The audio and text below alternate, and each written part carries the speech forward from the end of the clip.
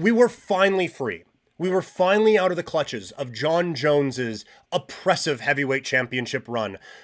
Tom Aspinall, knocking everybody out, now had his opportunity as the undisputed champion of the UFC's heavyweight division. So obviously, everything went perfect and swimmingly, right? Maybe not.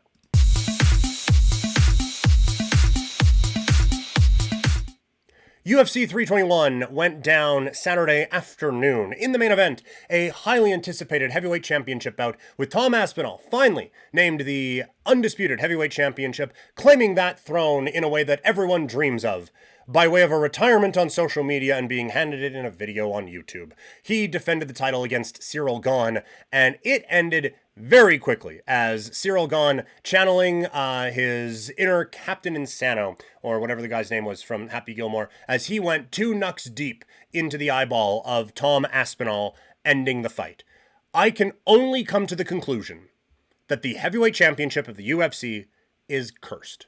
That's the only thing you can come to the conclusion of with this. You have Jon Jones come in, win. First of all, the UFC goes on an 18-month contract negotiation, basically spending the whole time telling Francis Ngannou to go blank himself.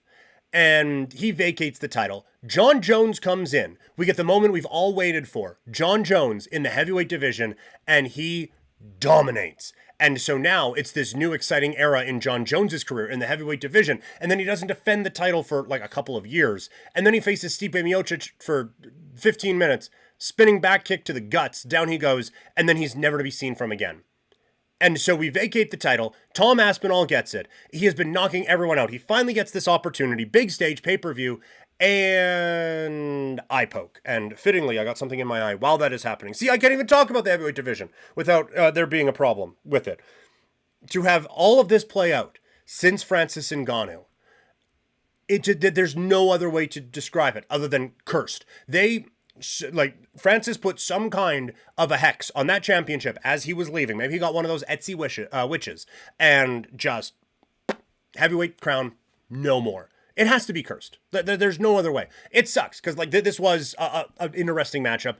I didn't give a whole lot of thought to Gane maybe having a chance to win. It looked fine in the moments we had, but I don't think that we have to roll this one back. The timing of it sucks too. It's at the end of a pay-per-view. It's had a few decisions in a row. End of a pay-per-view, a fight that we're all excited for, and then this happens. It just sucked. So again, cursed.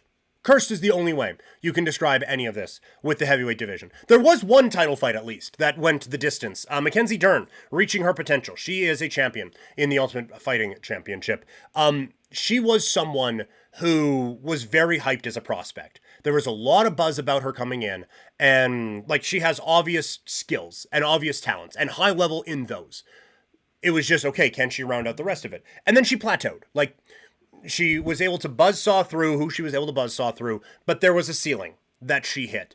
And she kept bumping up against it, and it wasn't really happening. And then it looked like it would, and then it wouldn't. And then it looked like a maybe, and then it wouldn't. And now she's been able to put it together, and now she's a champion.